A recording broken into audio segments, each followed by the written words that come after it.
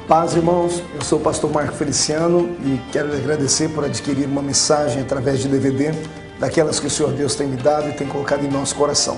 A mensagem que você vai ouvir agora, ou melhor, daqui a alguns momentos, vai impactar a sua vida, vai mudar a sua história, vai mexer com a sua alma, vai trazer uma experiência com Deus como você jamais sonhou em ter em toda a sua vida. Eu profetizo sobre a sua vida que daqui a alguns momentos a sua história vai mudar. Quero também, mais uma vez, te agradecer por ter adquirido essa mensagem, porque através dela você me ajuda a sustentar esse ministério. O ministério É Hora de Semear Fogo, esse ministério que Deus colocou sobre os meus ombros, é um ministério pesado.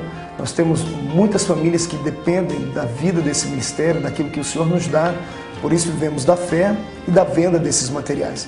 Assim como você adquiriu esta mensagem, adquira outras mensagens como nós temos aí gravado. Nós temos dezenas de temas que você pode adquirir através do nosso telefone, que está aparecendo aí no seu vídeo agora, 021-2497-4610, ou através do nosso site www.marcofeliciano.com.br. Adquirindo essas mensagens em DVDs, em CDs ou até mesmo em livros, como nós temos aí uma gama de material, um leque de materiais que o Senhor tem nos dado, você me ajuda a manter esse ministério em evidência, você ajuda esse ministério a ficar de pé e me dá graça para poder continuar a pregar o Evangelho de Cristo Jesus. Por isso, eu quero te agradecer e espero, mais uma vez, que você e sua casa e todos que estiverem perto de você sejam impactados por Deus agora, porque vem aí uma avalanche do céu através dessa mensagem, em nome de Jesus.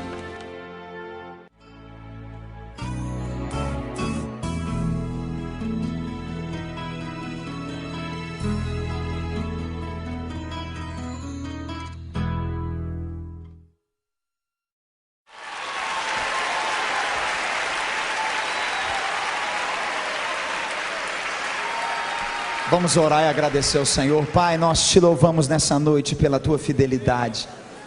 Nós como igreja te louvamos pelos milagres, pelas restaurações, por tudo que o Senhor tem feito no nosso meio. E Deus, nós clamamos mesmo que os céus estejam abertos nesse lugar, estejam abertos sobre o teu servo e ele seja como sempre tem sido, um canal de bênção, Senhor, uma coluna do Senhor aqui na terra, referência da tua glória, Senhor, e eu clamo. Usa, Senhor, renova teu filho e faz dele canal de bênção sobre nós essa noite. Nós como igreja abençoamos a sua família, abençoamos o seu ministério, clamamos pelo sangue de Jesus sobre a vida de cada um deles, e que a tua glória e o teu poder flua, Pai, 10 vezes mais do que já tem fluído na vida do teu filho, muito mais, Senhor, abundantemente. Nós oramos como igreja, em nome de Jesus, amém e amém.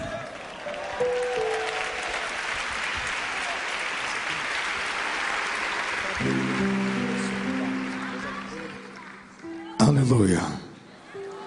Cumprimento os irmãos com a paz do Senhor. Cumprimento os irmãos com a paz do Senhor. Quem está feliz aqui hoje? Veio algum pentecostal para a reunião hoje? Glória a Deus. Vamos estar em pé mais uma vez? Oh, glória. É hoje. É hoje que a tampa da chaleira vai voar. Glória a Deus.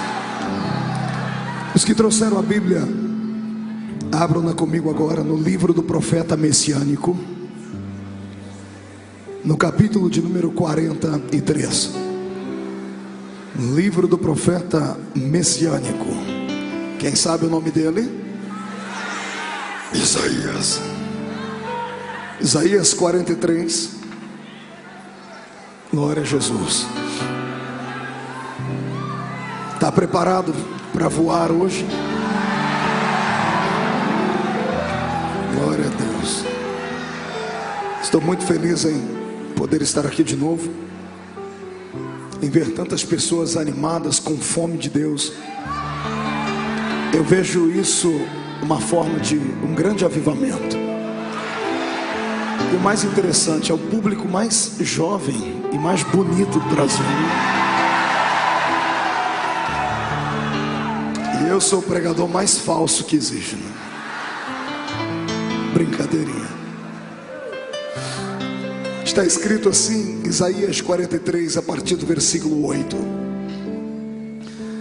Traz o povo que ainda que tem olhos e é cego, surdo ainda que tem ouvidos. Todas as nações se congreguem e os povos se reúnam. Quem dentre eles pode anunciar isto e fazer-nos ouvir as predições antigas? Apresentem, pois, as suas testemunhas, e por elas se justifiquem, para que se ouça e se diga que verdade é. Vós sois as minhas testemunhas, diz o Senhor, o meu servo a quem escolhi, para que o saibais e me creais, e entendais que eu sou o mesmo, e que antes de mim Deus nenhum se formou, e depois de mim Deus nenhum haverá. Eu sou o Senhor, e fora de mim não há Salvador. Eu anunciei salvação e realizei-a, e a fiz ouvir. Deus estranho não houve entre vós, pois vós sois as minhas testemunhas, diz o Senhor. Eu sou Deus. Ainda antes que houvesse dia eu era, e não há ninguém que possa livrar alguém das minhas mãos, porque operando eu, quem me impedirá? Aleluia. Capítulo 44, versículo 28, e a sequência. Que digo de Ciro, ele é o meu pastor, cumprirá tudo que me apraz. Que digo também de Jerusalém, será edificada, e do templo será fundado. Assim diz o Senhor ao seu ungido, a Ciro, a quem tomo pela mão direita, para abater as nações ante a sua face, e de cingir os lombos dos reis, para abrir diante dele as portas, que nunca mais se fecharão.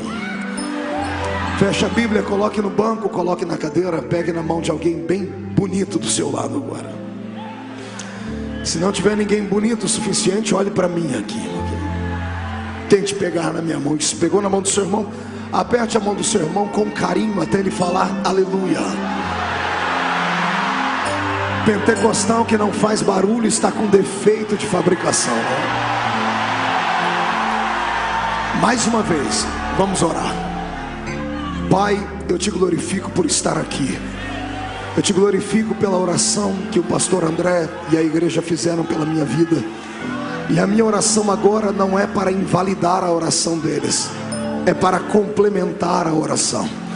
Antes que eu comece a desenrolar os seus mistérios nesta noite, eu quero lhe fazer dois pedidos. O primeiro é que ao redor desta grande igreja, deste grande tabernáculo, onde houver, ó Senhor, num raio de 5 quilômetros, um demônio alojado, eu dou a esses espíritos desencarnados 5 segundos para desaparecerem de Belo Horizonte, porque se não sumirem, serão queimados pelo poder da glória do Senhor que descerá aqui. O segundo pedido é um pedido de atrevimento, Senhor. Se ainda tenho crédito no céu contigo como pregoeiro da sua palavra, abre a porta do céu sobre este lugar agora e manda, Senhor, uma comitiva de anjos para cá. Eu quero anjos de fogo, que eles desçam com brasas de fogo nas mãos, que comecem a esparramar essas brasas agora. E onde houver um crente batizado com o Espírito Santo, renova ele, Senhor, mas renova agora, agora, agora, meu Senhor.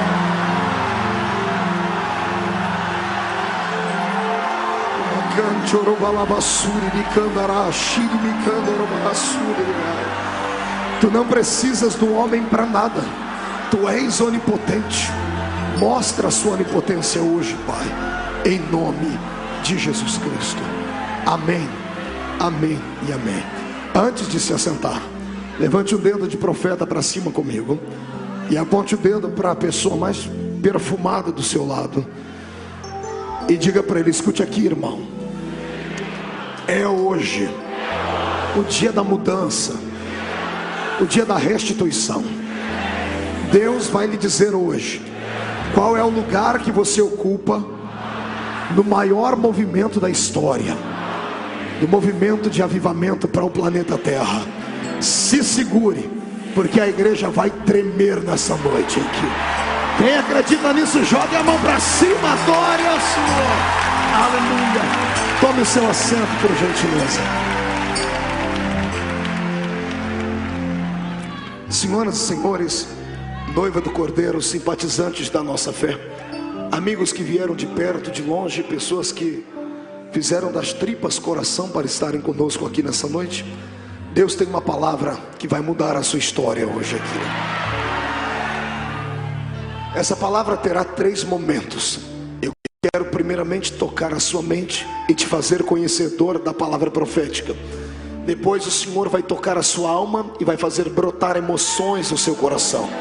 E no final o Senhor vai treinar o seu espírito. E vamos sair daqui preparados para colocar o diabo no lugar dele, debaixo dos nossos pés. Amém. Quando eu abro a minha Bíblia no livro do profeta messiânico, no livro do profeta Isaías, eu fico imaginando a alegria e a honradez que esse homem teve da parte de Deus por ter sido levantado em uma época obscura, negra, e ter sido levantado com uma voz profética. Isaías foi um daqueles homens que o Senhor levantou na terra no tempo do Velho Testamento e alguns do Novo, que eram homens que tinham uma espécie de luneta telescópica espiritual diante dos seus olhos, porque eles enxergavam o futuro. Isaías vaticinou em um tempo e não viveu para ver as profecias da sua boca se cumprirem. Tudo que ele profetizou veio se cumprir 200, 300 anos mais tarde. Mas o livro do profeta Isaías, ele é muito mais do que apenas um compêndio histórico para a nação judaica. Esse livro, ele traz revelações sobre-humanas e sobrenaturais. Deixa-me aqui tatear um pouco os seus conhecimentos. Quem conhece a Bíblia, quem fez teologia, quem já leu o livro de Isaías, sabe que ele, entre todos os profetas, é o mais venerado. É o livro mais respeitado e o mais lido, não apenas pelo clã cristão, mas também pelo povo judeu. Os judeus têm um apreço em especial por o livro do profeta Isaías. E quando começamos a fazer uma espécie de analogia entre este livro e a Bíblia protestante que nós temos na nossa mão, chegamos à seguinte conclusão: o livro de Isaías parece ser uma Bíblia em miniatura. Nós temos a nossa Bíblia protestante composta por 66 livros, dos quais 39 estão no Velho Testamento e 27 no Novo Testamento. Os primeiros 39 livros deste nosso livro, ele fala exatamente sobre a nação judaica, o pensamento de Deus, as correções de Deus e as palavras proféticas para a nação de Israel. Os 27 posteriores livros, que nós chamamos de Novo Testamento, falam para uma outra espécie de povo, falam para o Israel, mas não aqueles da Palestina. Fala para uma história de um novo Israel, alguém que pegou uma carona na salvação e entraram dentro deste carro e não saíram mais dele. A bênção foi extensiva para este povo. Quando eu leio o livro do profeta Isaías, eu entendo que ele também tem 66 capítulos, como a nossa Bíblia tem 66 livros. Os primeiros 39 capítulos do livro de Isaías, parece que eu ouço Deus gritando no ouvido de Israel, chamando a atenção, falando sobre o futuro, falando sobre o que ele queria para eles, e Israel não dá atenção às palavras do Senhor. Os 27 últimos capítulos, o Senhor está falando sobre um novo tempo, um tempo de avivamento, um tempo de graça, um tempo onde uma nova nação seria erguida na terra, e esta nação não é outra senão esta que está reunida aqui hoje dentro de Belo Horizonte. Pois bem, o livro do profeta Isaías então é uma arma secreta de Deus, dessas que Deus usa somente em tempo certeiro. E quando Deus me manda pregar neste livro, eu tenho que me segurar na terra, porque a minha alma quer se desprender do corpo. O que você vai ouvir aqui hoje vai deixar você com tanta fome de Deus que algumas pessoas, irmão André, hoje quando saírem daqui vão ter que sair segurando pelos muros e pelos carros, porque senão vão acabar voando para o céu. Deus revelará a eternidade para você hoje. Quem acredita nisso, dê um grito de glória ao nome do Senhor. Pois bem, vamos lá. Isaías foi um desses moços que teve a oportunidade de nascer em uma família rica. Ele tinha, além de ter o sangue dos judeus nas veias, ele tinha o sangue azul. O tio dele foi um dos maiores reis que Israel já teve.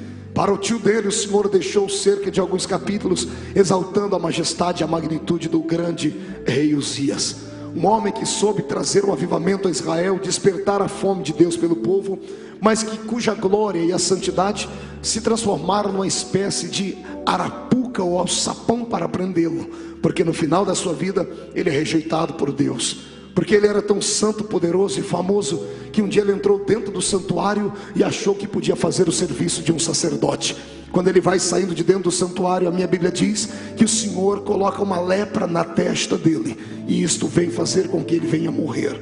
Isaías era sobrinho deste grande rei, já era profeta por vocação, mas era um profeta diferente. Era um profeta que, enquanto o tio estava vivo, as pessoas ouviam as suas palavras proféticas e, mesmo não gostando, aplaudiam a ele. Por quê? Porque ele tinha um tio como guarda-costas. O tio dele era o homem mais poderoso do reino. Quem é que não gostaria de ouvir a palavra profética do sobrinho do rei Uzias? Quem é que teria coragem de chamar a atenção do sobrinho do rei Uzias por qualquer coisa? Isto deixou Isaías por um tempo de sua vida como uma espécie de filhinho de papai. Se você pegar o primeiro capítulo até o 6º capítulo do livro de Isaías, até a morte do seu tio, você vai ver Isaías usando o dedo profético, o dedo indicador, apontando o dedo para as nações, apontando o dedo para os povos, repreendendo a vida dos homens que viviam bebendo, falando da prostituição. O seu dedo indicador apontava apenas para os outros. Mas no dia em que o tio dele morreu, no dia em que Deus tirou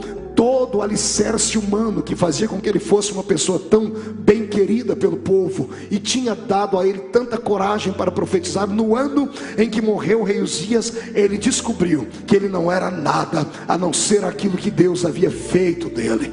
Ele que vivia apontando o dedo para os outros, no capítulo 6, no velório do tio dele, para de apontar o dedo para os outros, para de dizer: ai de ti nação, ai de ti bebum, ai de ti adúltera. Ele pega o dedo que vivia apontando para os outros e aponta para si e diz: ai de mim que vou perecendo, porque os meus olhos viram o rei, os meus olhos sentiram a presença do Todo-Poderoso. Foi só no capítulo 6 que o Senhor converteu o coração deste homem. Aí ele deixou de ser um profeta bam, deixou de ser um profeta desses que todos querem ouvir porque fala tudo que os outros querem ouvir, e passou a ser um profeta daqueles que Deus gosta, daquele que fala aquilo que os homens precisam ouvir e não daqueles que os homens querem ouvir. Olhe para cá, estamos aqui diante do profeta Isaías. Ele não é mais o garoto de 17, 18 anos que profetizou logo que o seu tio morreu. Ele agora é um ancião. Ele está a ponto de fazer uma das piores loucuras que algum homem já fez na terra. Aliás, ser louco é uma atitude e um dom de todo profeta. Deus não usa nenhum homem normal da cabeça, irmão. Eu acho que Deus tem até receio desses intelectuais que ficam pensando muito e ficam filosofando antes de usarem os talentos de Deus, que ficam dizendo: to be or not to be, that's the question. Ser ou não ser, eis a questão. O Senhor tem pacto com gente tantã da cabeça, amado. É verdade. Todos os profetas da Bíblia Sagrada eram homens anormais e só podiam ser usados porque eram anormais. Eu lhe apresento, por exemplo, o primeiro profeta do Velho Testamento tido como grande profeta em Israel, que era Moisés. Alguém pode dizer: não, pastor, Moisés era um homem equilibrado, era professor de astronomia na escola do Egito, era filho da filha de Faraó, conhecia idiomas, conhecia línguas e era o futuro príncipe do Egito. Ah, pastor, Moisés não era desequilibrado nem louco. Você que pensa, Deus só chama gente que não é normal. Um dia ele está no meio do deserto, o povo está pedindo água, ele olha para o céu e fala: Senhor, o povo está com sede, o que eu faço? Deus olha para ele e diz assim: Moisés, vai ali e conversa com aquela pedra e manda aquela pedra verter água. Ai, Jesus, só quem é louco para responder uma oração dessa, só quem é louco para dar ouvido a uma palavra dessa. Ei, imagine Deus falando com você: vai ali e converse com aquele poste, vai ali e converse com aquela parede e fale para ela verter água. A maioria de nós iria raciocinar e dizer: isto não é normal, isto não faz parte do raciocínio, do intelecto do ser humano, e talvez por isso mesmo o Senhor não tenha te usado como Ele quer te usar. Deus manda dizer que nesta noite Ele quer levantar uma geração profética, mas esses homens têm que ser loucos, têm que ser anormais, têm que caminhar com os pés na terra, mas a sua memória tem que estar diante do trono do eterno Deus, lá em cima da graça. Alguém se candidata a ser louco comigo nessa noite? Mais um grito de glória!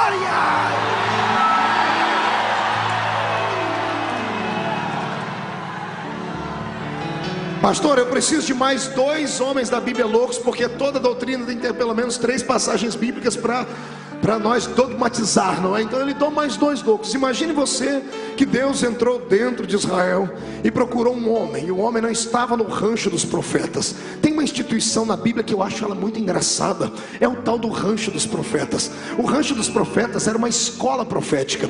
Os filhos dos reis, dos príncipes, dos homens abastados iam para lá para aprender a profetizar, para terem a unção divina e para trazer status à família.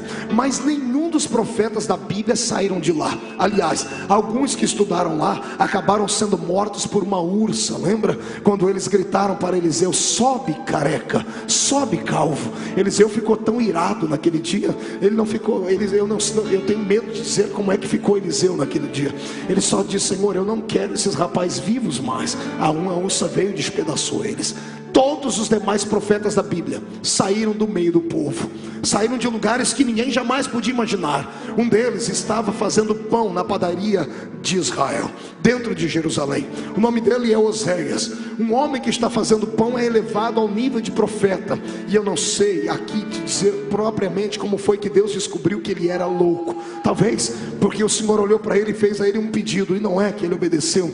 O Senhor disse para ele: Oséias, levanta-te, vai no meio da casa de prostituição e toma uma prostituta para ser tua mulher, e ama, tenha filhos com ela, e quando ela te trair, perdoa ela e tenha mais filhos com ela, e ela vai te trair de novo, perdoa ela e tenha mais filhos com ela. Senhor, por que o Senhor quer isso de mim? Porque eu quero que você seja o exemplo na terra daquilo que eu fiz. Eu me casei com uma prostituta chamada Israel, uma nação que me troca por deuses. Amados, quem é que teria coragem de abandonar uma vida certinha para casar com uma prostituta? Somente quem é louco e tem uma chamada divina para ser profeta. Agora, pior de todos foi Isaías, porque Isaías ficou 3 anos pelado, nu, andando pelas ruas de Israel. Imagine que coisa feia. Você ri porque não era você. O Senhor disse: Isaías, ande nu pela terra, porque eu quero que esse povo entenda que eles estão desse jeito diante de mim. E assim como eles têm vergonha de olhar para você, eu tenho vergonha de olhar para eles. Pastor, vale a pena ser profeta? Profeta termina cedo, a cabeça dele vai para a bandeja de prata com 3 anos e meio de ministério. Vale a pena ser profeta. Só que vou lhe dar agora uma palavra que você nunca ouviu na vida, e se ouviu vai se relembrar. Não espere que as pessoas na igreja aplaudam o seu dom profético. Não espere que os homens entendam a unção profética na sua vida. Não espere que os grandes líderes venham dizer assim: ali vai um grande profeta do Senhor. Não, os homens que estão na mesma fé que você jamais darão o valor que o profeta tem. Sabe quem dá valor a um profeta? O ímpio.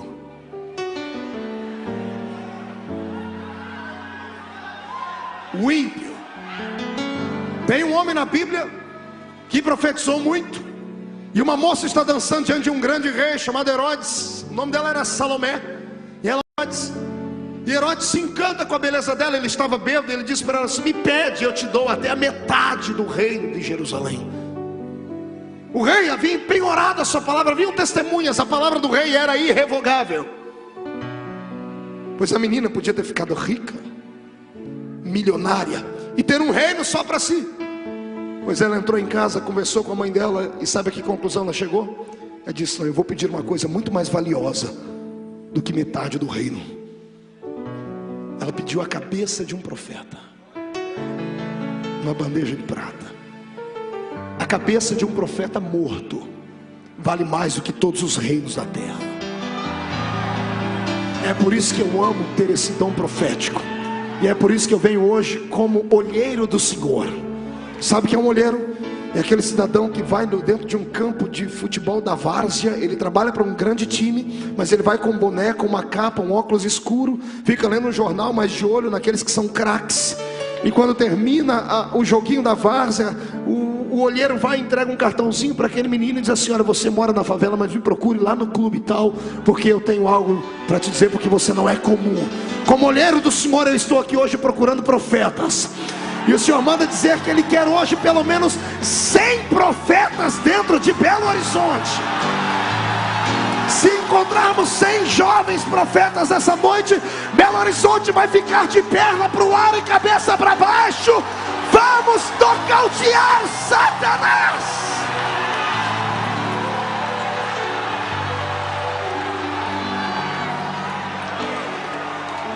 Glória a Deus.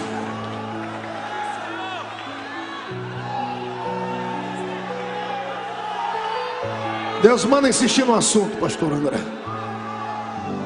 Pastor, não vale a pena ser profeta. Profeta é desmerecido, é desacreditado, vive sozinho, profetiza para multidões, mas termina sozinho todo dia. Ser sacerdote é melhor. E como é? Sacerdote tem uma igreja que cuida dele.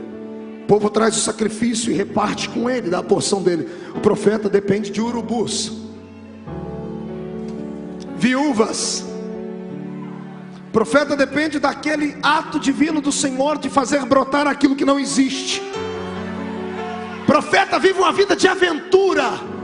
Ele vive o hoje não sabendo o que acontecerá no amanhã, mas isso não perturba, porque ele sabe em quem ele tem crido, ok?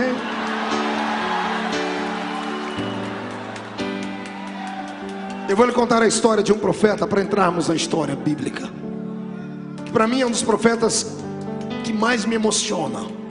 Foi um profeta chamado de profeta das lágrimas, profeta chorão. Quem lembra o nome dele? Então um belo coro agora, 1, 2, 3. Esse camarada aí. Você sabe por que ele chorava? Você sabe por que ele é tido como profeta chorão? Porque ele profetizou por 40 anos na terra, e nenhuma das suas profecias aconteceram. E todo mundo olhava para ele e chamava ele de falso profeta. E ele só profetizava aquilo que ninguém queria ouvir, era fatalista. Chegou um ponto que o rei que dominava a época, que dominava o tempo de sua época, mandou convidar Jeremias e prendeu no calabouço. Sabe como ele morreu? Pneumonia dupla, escarrando sangue, porque ele ficou preso na masmorra de um palácio. E na masmorra do palácio, um lugar fétido, úmido, escuro, à base de pão e água. Morreu gemendo. Profetizou que viria um cativeiro e ninguém deu ouvidos a ele. Ele morreu tendo do seu lado o diabo apontando o dedo no nariz dele, dizendo assim: valeu a pena ser profeta? Nenhuma de suas profecias aconteceram. Você terminou a vida sozinho, sem família e sem amigos, e ainda com o nome de falso profeta. Ele só foi para o seio de Abraão porque Deus deve ter dado um bálsamo na alma dele na hora da morte. Segura. Pastor, que história horrível. Horrível na época dele. Mas ninguém que é profeta do Senhor termina a sua história sem ter o pagamento do céu.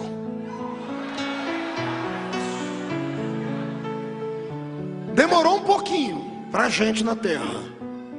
No calendário da terra demorou 3.000 anos. No calendário de Deus foi só 3 dias depois da morte dele. 3.000 anos depois tem um cidadão profetizando na terra, um outro profeta. E ele profetiza, cura, ressuscita, anda por cima das águas, faz coisas que ninguém nunca fez. E aí alguém pergunta para ele, chega, ele vê a multidão se aproximando, ele se isola para orar um dia, chama os seus discípulos, e ele contrata o IBGE santo e diz assim para eles: o que é que dizem os homens aí que eu sou? Quem dizem que eu sou, os homens? Ó Senhor, fizemos um censo, a metade do povo acha que o Senhor é Elias, mas a outra metade acha que o Senhor é... Não, você não entendeu. A outra metade acha que o Senhor é... Pastor, o que tem a ver isso? Ei, simples. Jesus era homem e era Deus. O homem ficou na terra naquele momento. O Deus que estava nele enfiou a cara lá no seio de Abraão. Procurou o moço com os olhos cheios de lágrima. Jeremias, escute o que estão dizendo aqui. Quem é que dizem os homens que eu sou? Jeremias. O Senhor põe a cara lá no seio de Abraão, olha para ele e faz assim, ó. Entendeu? Dá uma piscadinha. Entendeu? Entendeu, Jeremias? Não te aceitaram, te rejeitaram e te mataram. Mas quando Deus desceu na terra, quando olharam para a unção que Deus tinha na terra, acharam que era você.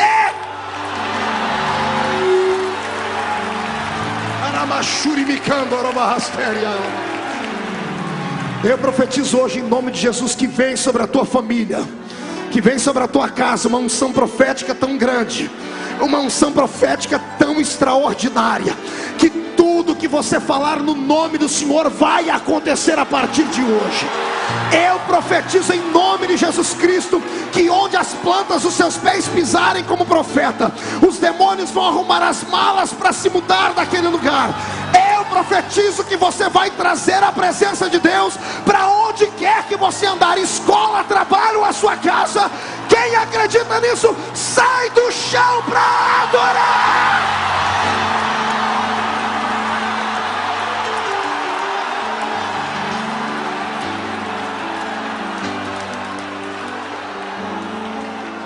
Aleluia.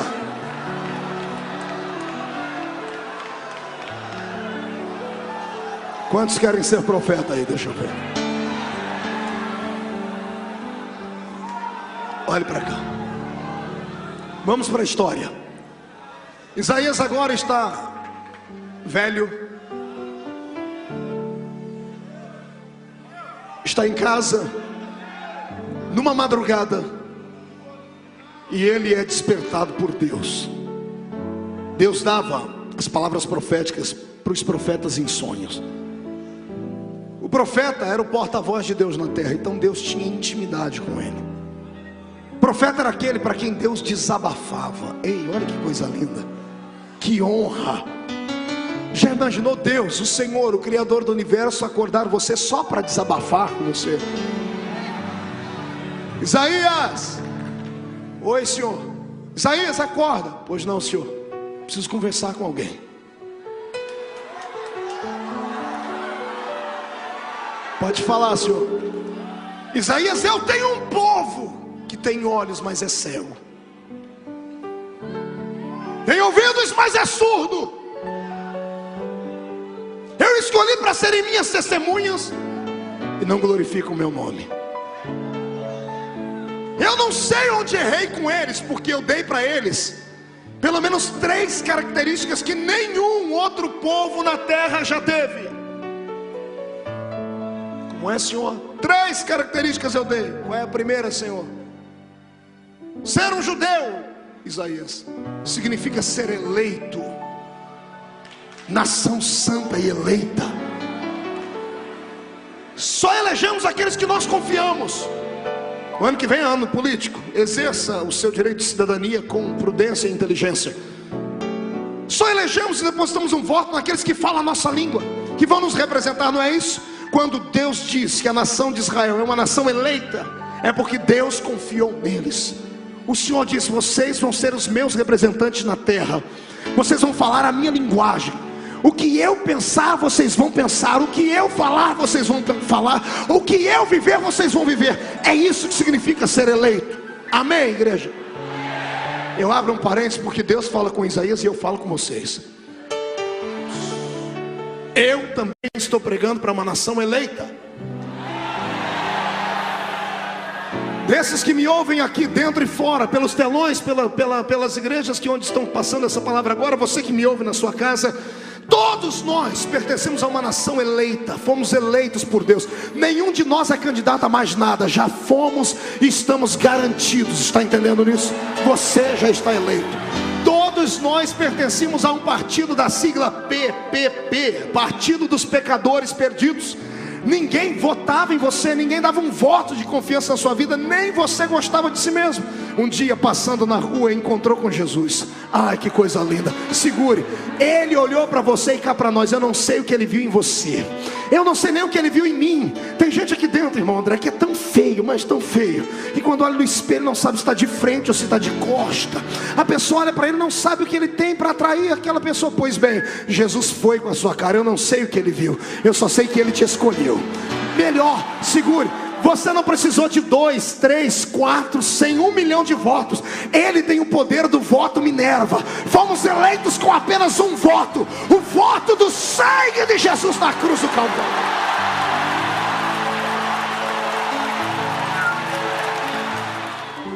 Primeiro, nação eleita. Grite: nação eleita.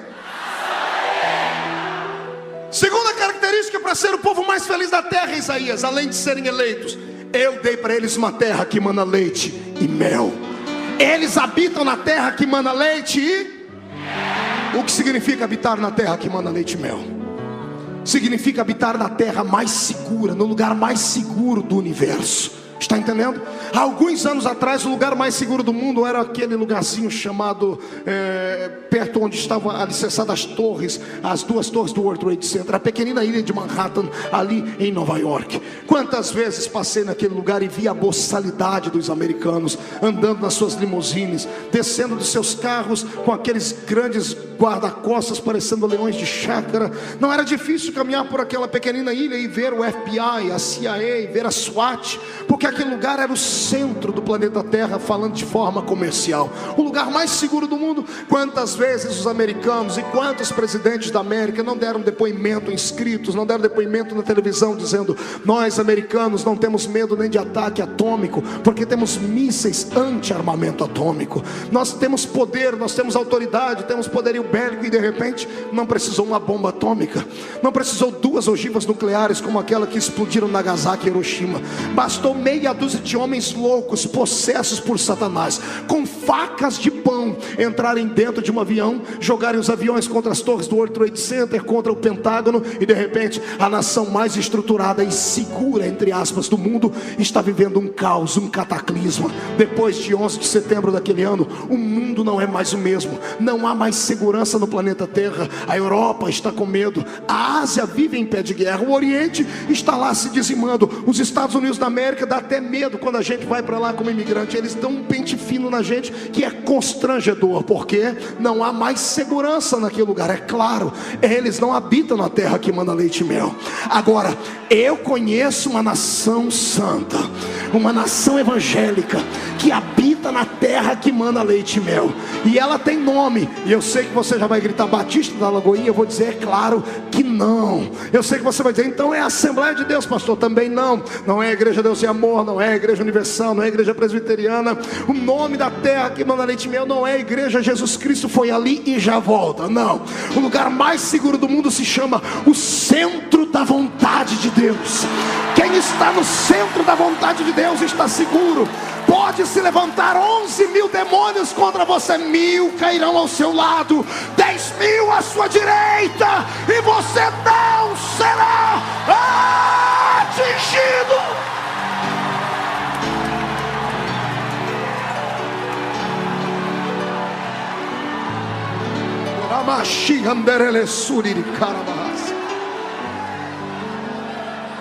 Isaías, eu dei 3 características para deixá-los diferentes de todos. Eleitos, habitam no centro da minha vontade.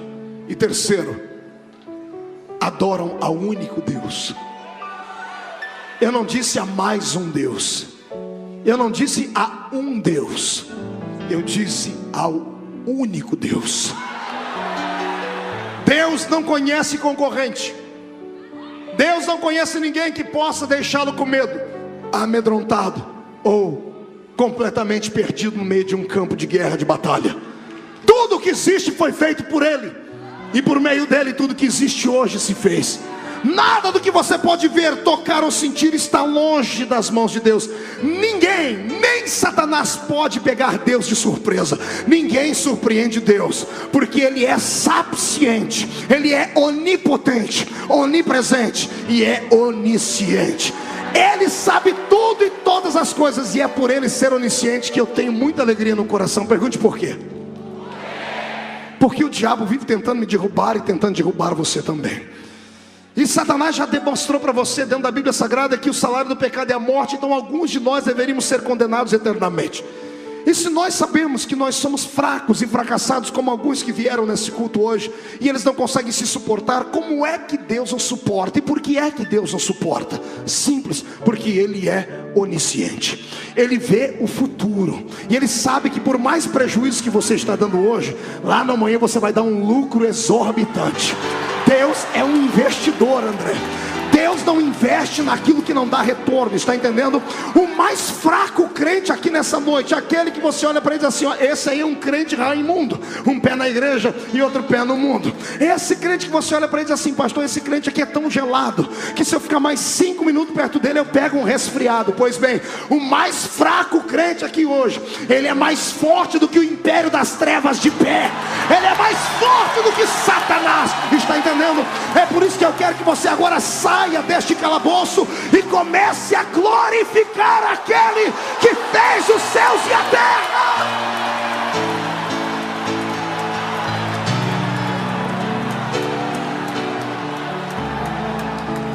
Eu sei que no meio dessa multidão nós temos algumas pessoas que não são evangélicas, se assustam com o nosso barulho, dizem assim, esse povo serve a um outro Deus. De fato, na verdade não deveria ser, porque você também diz que serve a Jesus Cristo, só que parece que o seu Jesus Cristo é diferente do meu Jesus Cristo, porque o seu está pregado na cruz até hoje. Você entra dentro da missa, é por isso que você se sente ruim e mal.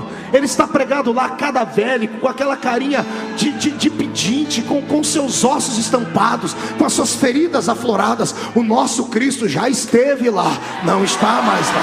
Ele já esteve lá, ele não está mais lá. Pastor Marco, o senhor tem um retrato do seu Cristo? É claro que eu tenho. Ele tem os cabelos brancos como a lã branca, o seu corpo é coberto com uma roupa de linho fino, um cinturão de ouro traça o seu peito, os seus pés são como latão reluzentes que saíram da fornalha, os seus olhos são como chama de fogo, e da sua boca sai uma espada aguda de 2 fios, dizendo, Batista da Lagoinha, eu estou aqui.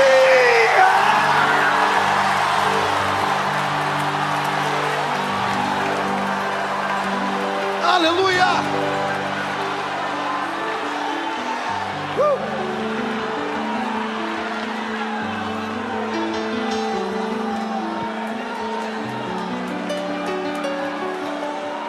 Imagine você agora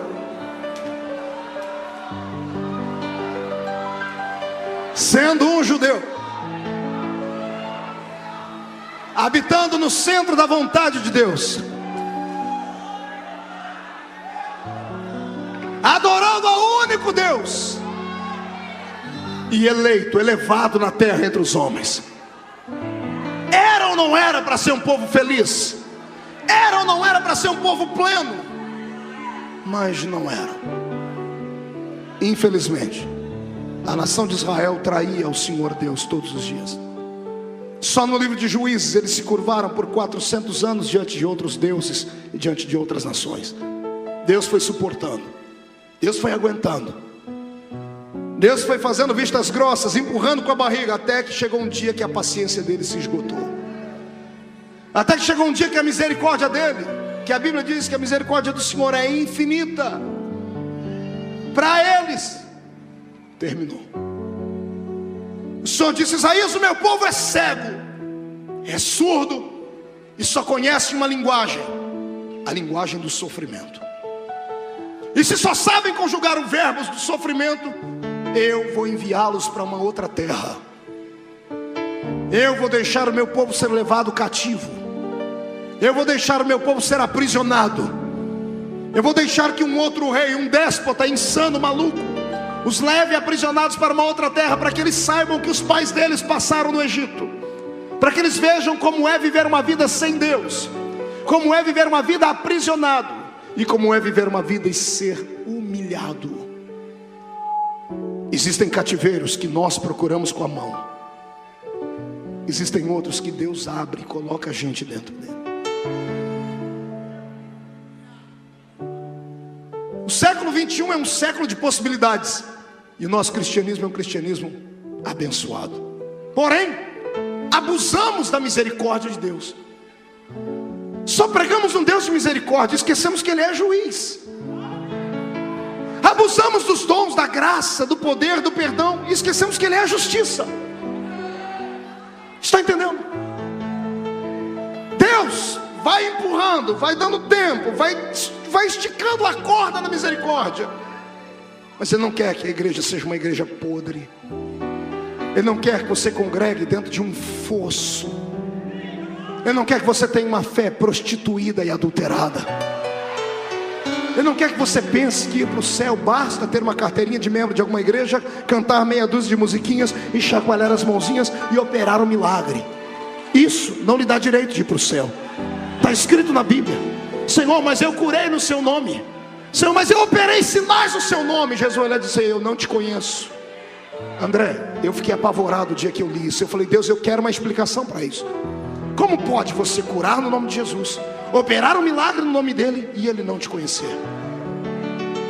Eu descobri, quer aprender? Eu descobri que o nome de Jesus é uma senha. O nome de Jesus é uma senha. Te provo. Você liga a televisão de vez em quando e vê lá o Padre Marcelo Rossi cantando as nossas músicas, os nossos hinos, e o povo dando testemunho de milagres. E até Marcelo Rossi sabe que não se usa mais o nome de imagens. Ele usa o nome de Jesus. Em alguns terreiros de macumba, Satanás é tão besta que há um sincretismo religioso entre o catolicismo e o candomblé. Daí a macumba, que é uma religião completamente brasileira, usa o nome de Jesus. Está escrito na Bíblia: é o nome do nome.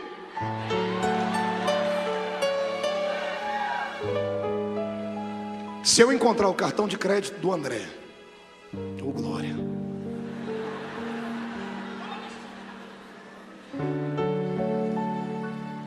e chegar no banco, passar o cartão dele, eu vou conseguir sacar, sim ou não? Não, porque não basta ter o cartão, tem que ter. Se eu descobrir a senha, ele está perdido. Sabe o que o diabo fez? Roubou a senha da igreja e disseminou no nosso meio que basta falar Jesus para você ir para o céu.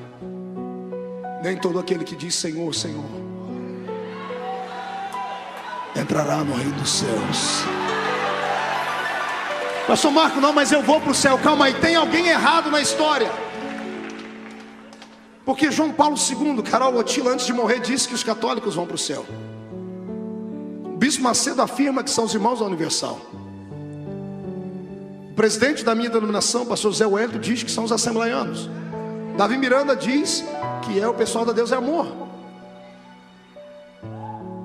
O pessoal da Seixonaê diz que Gorrosão falou que todo mundo vai para um céu diferente, mas vai. Tem alguém errado na história. Eu não posso ir para o céu com uma pessoa imunda, que viveu uma vida torta, podre, desgraçada e deslavada. Porque o céu não é um lugar disso.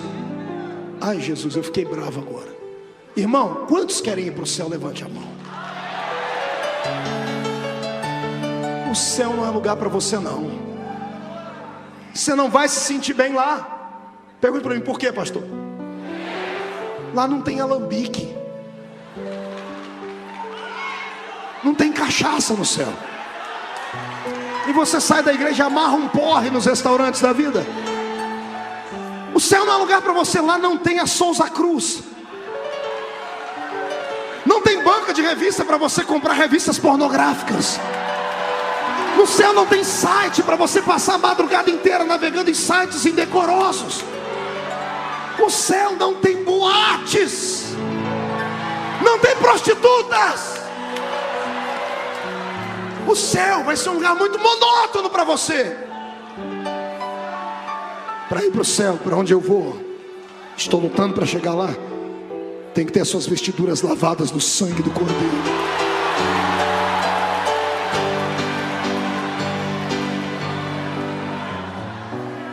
Mão direita para cima. Agarre o ombro do seu irmão com carinho e respeito. Chacoalhe ele até ele ficar irritado. Irrita ele. Diga: qual é o céu que você vai? O céu da glória ou o céu da boca da onça, irmão? Só quem vai para o mesmo céu que eu dê um grito para o inferno ouvir.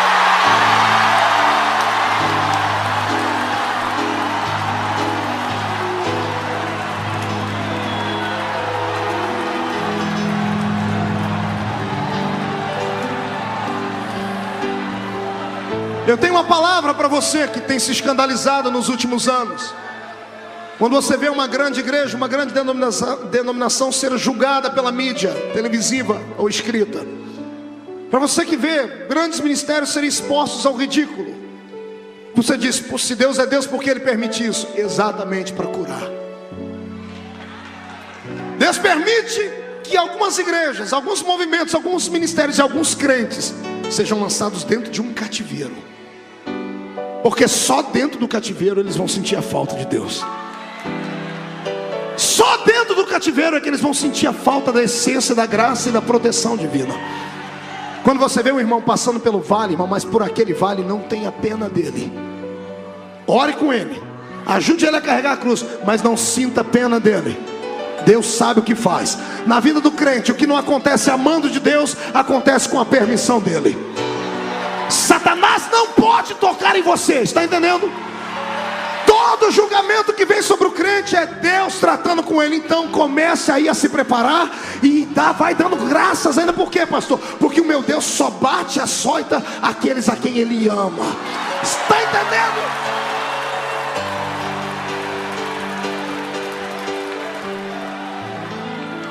A igreja do século 21 está dentro de um cativeiro.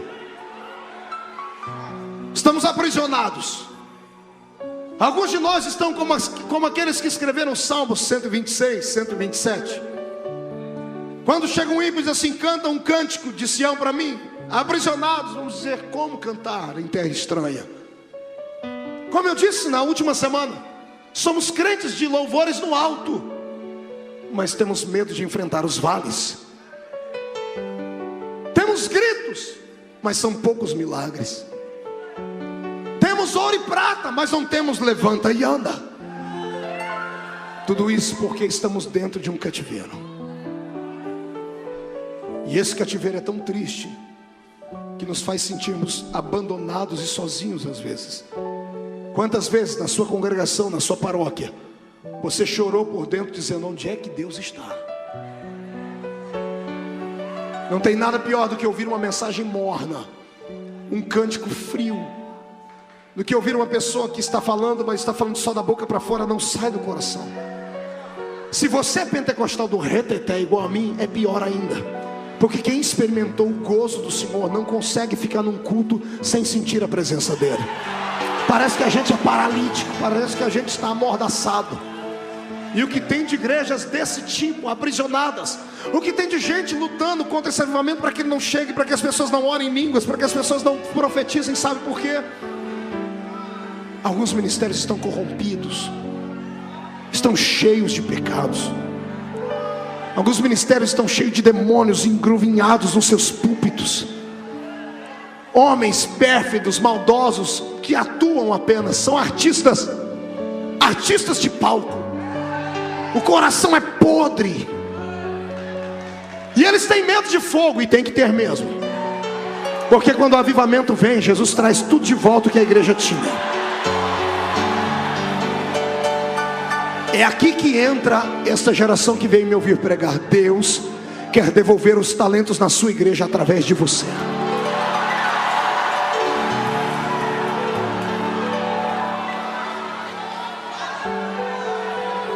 Sabe como foi que Israel foi para o cativeiro? Orgulhosos, pastor André. A primeira leva levada em cativeiro foi no ano 587 a.C. 587 a.C., os babilônicos entraram dentro de Jerusalém, queimaram os seus portões, destruíram a sua muralha e trouxeram a primeira leva de homens que tinham sangue azul. Sangue azul eram aqueles príncipes, filhos de gente importante, filhos de sacerdotes. Esses foram os primeiros a serem escravizados. A primeira leva, lembra? Entre eles veio Daniel, Ananias, Misael, Azarias. Gente de sangue azul. Diga para o seu irmão: gente de sangue azul. Sabe quem são os primeiros que foram aprisionados? Os líderes, os grandes, os que representam a fé. O diabo sabe que uma vez que os líderes estão aprisionados, o povo erra o caminho. E como os líderes estão errados, só Deus para curá-los, colocando seus ministérios dentro de um cativeiro.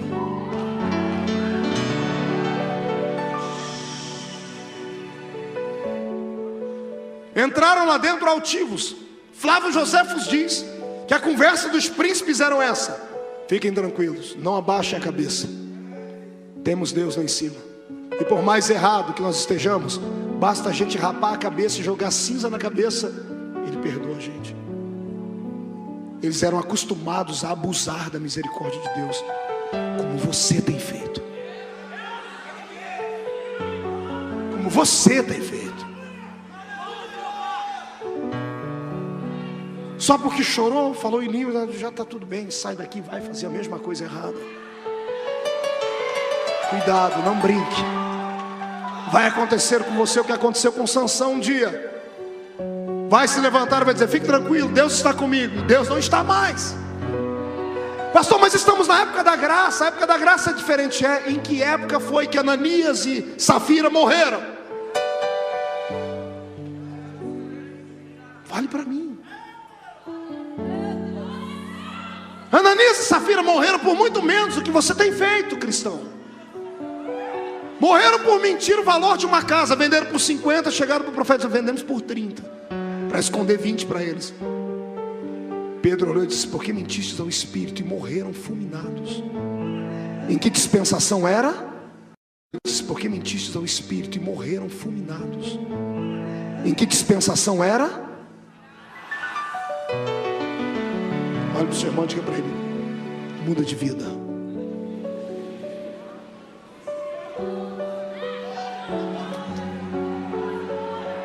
Dez anos depois vem a segunda leva, aí vem os mais pobres.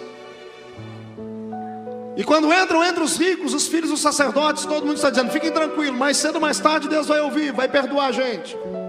E passa 5, 10, 15, 20, 30, 40 anos, uma geração. Quem foi preso com 18 tem 58. Quem foi preso com 30 tem 70. Quem foi preso com 40 já está morto. Uma geração inteira aprisionada em Babilônia, dentro de um cativeiro aberto pelo próprio Deus. Para destruir o povo? Não, para curá-los. Escute uma coisa, amado.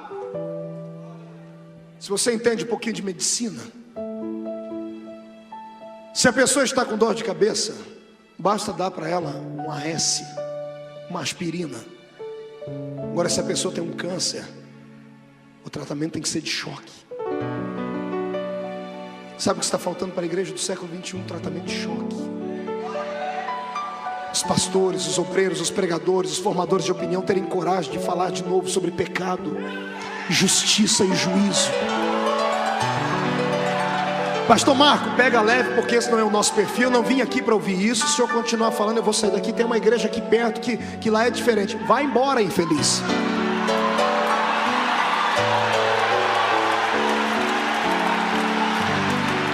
Se você não achar uma aqui perto, caminhe mais alguns quilômetros, você vai encontrar. Tem igreja para tudo quanto é tipo e para tudo quanto é gosto. E se você não achar uma do jeito que você gosta, abre uma para você. É fácil abrir igreja. É mais fácil abrir igreja do que abrir boteco nesse país. Hoje você pode fugir dessa palavra, ficar aí bravo, querer ir embora. Hoje você pode, porque é um homem que está falando. Mas vai chegar um dia que nós vamos estar numa reunião muito maior do que essa. E aquele que vai estar falando não vai estar jogando indiretas como eu. Ele vai te chamar pelo nome, vai te chamar de infeliz, desgraçado, miserável, pecador, mentiroso, falso, adúltero. E vai dizer assim para você: ó, aparta-te de mim, porque eu não te conheço. Aí eu quero ver você levantar e falar assim: ó, Jesus, dá licença que eu vou sair daqui porque eu não estou me sentindo bem. Você vai para onde? A minha Bíblia diz que o chão vai sumir debaixo dos nossos pés. É melhor ouvir aqui agora, vista a carapuça, sente um pouquinho de dor, mas recebe o tratamento de choque. Eu profetizo que quando você acordar amanhã de manhã, vai acordar mais leve, vai acordar sentindo mais a graça de Deus. E aí sim, os milagres vão te acompanhar. Quem acredita nisso, dê um grito de glória.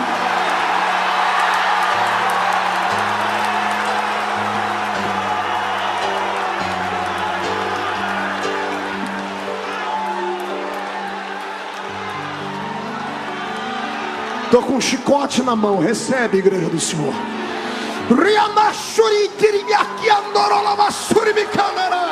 Senhor Deus, se tu estás nesta palavra, eu quero um sinal agora. Inunda esta casa com a sua glória agora.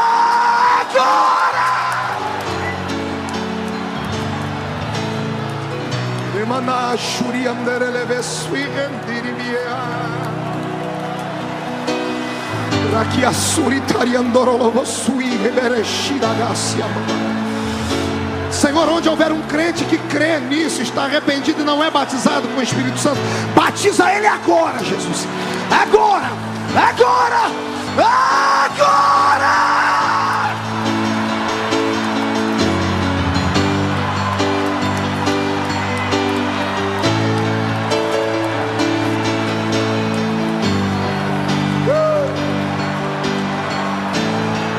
Sente um pouquinho, já estou terminando.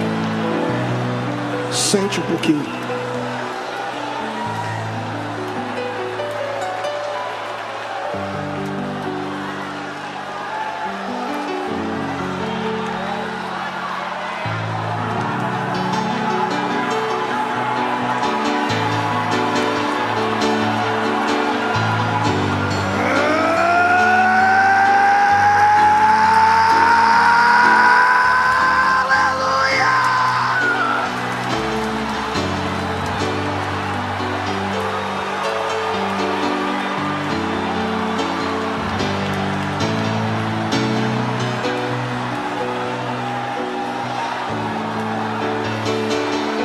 Glória a Deus.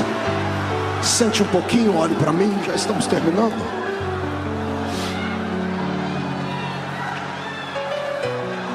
A minha geração está dentro de um cativeiro. Nossos filhos estão aprisionados. A minha geração é uma geração mundana. É uma geração que não é sensível à santidade. Buscamos uma santidade interior, é válido. Mas quando essa santidade tem que exteriorizar, nós não aceitamos. Queremos ir para o céu e sermos parecidos com o mundo. Queremos ir para o céu e fazemos as mesmas coisas que o mundo faz. Ser crente é ser diferente. Pastor, o senhor veio lá da Conchinchina falar de doutrina de igreja? Não, vim falar de coisa mais séria, vergonha na cara. Está na hora de você deixar o brilho de Cristo extravasar. Está na hora da senhora começar a cuidar mais da sua reputação, do seu nome. Está na hora do senhor voltar a ser um rapaz cheio do Espírito Santo. Está na hora do seu vizinho saber que você é crente. Está na hora da universidade saber que você tem uma chamada profética. Está na hora dessa cidade inteira saber que você não é só mais um membro de uma igreja. Você é uma brasa de fogo tirada do altar do Senhor. Está na hora.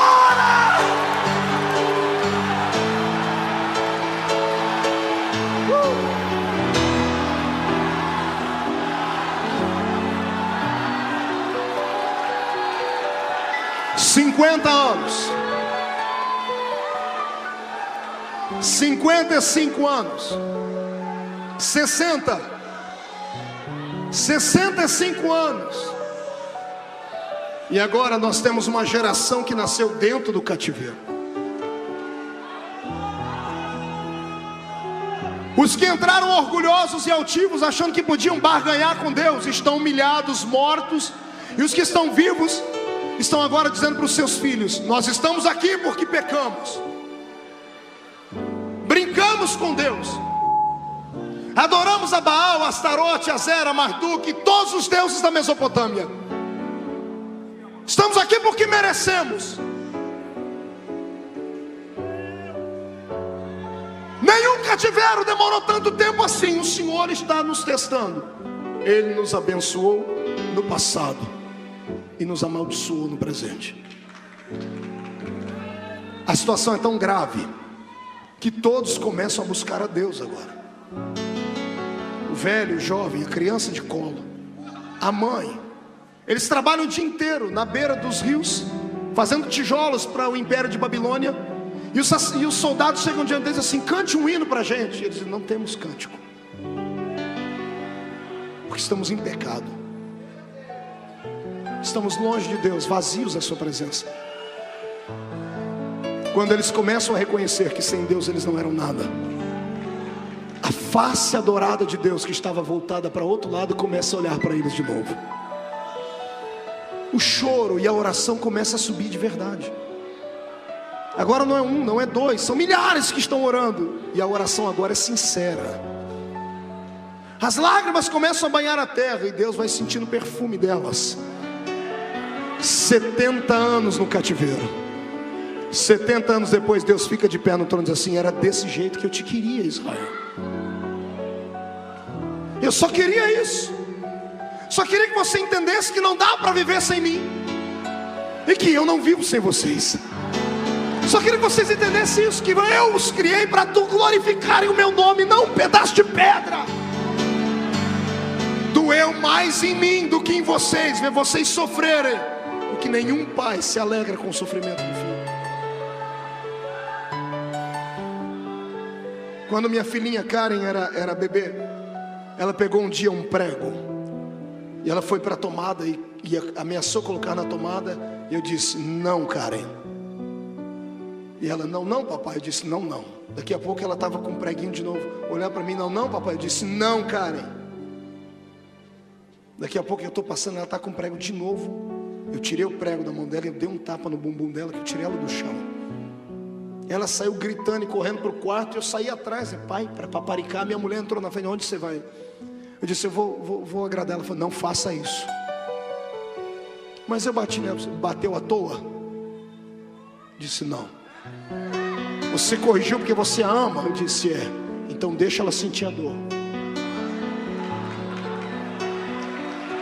Eu estou emocionado aqui, porque Deus está me dizendo que Ele está fazendo isso com alguns filhos aqui hoje. Deus não quer expor você ao ridículo. Deus é apaixonado por você. Ele é capaz de saltar muralhas pela sua vida. E Ele não aguenta mais ver o diabo olhar para você e debochar para ele, dizendo assim: aquele ali não vai dar em nada, não vai ser nada e não vai acontecer nada. O Senhor apostou todas as fichas dele em você. Então hoje, em nome de Jesus, já que não dá para ficar de pé mesmo, se joga no chão, rasga a alma, grita, pega meia dúzia de gente que está chorando como você. Vamos conquistar Deus com nossas lágrimas. Deus vai sentir o perfume da oração desse povo hoje. E eu profetizo que o que Deus está fazendo nessa igreja, dentro dessa noite, com essa palavra profética, vai contagiar uma geração inteira. Cada um de vocês vão sair daqui e vão começar a proclamar esse evangelho puro de santidade. E eu profetizo, para a honra e glória de Deus Pai, que o Senhor colocará asas nas suas costas, para você voar com esta geração em rumo ao avivamento do céu. Quem crê nisso, fica de pé e dá um grito de glória comigo.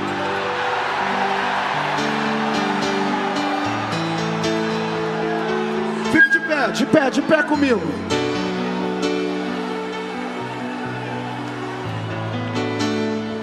Isaías: sim, Senhor, eu vou ter que jogar o meu povo no cativeiro.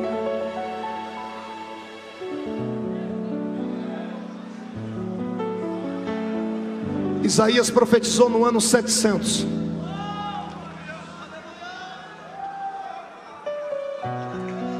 115 anos depois, a profecia se cumpre.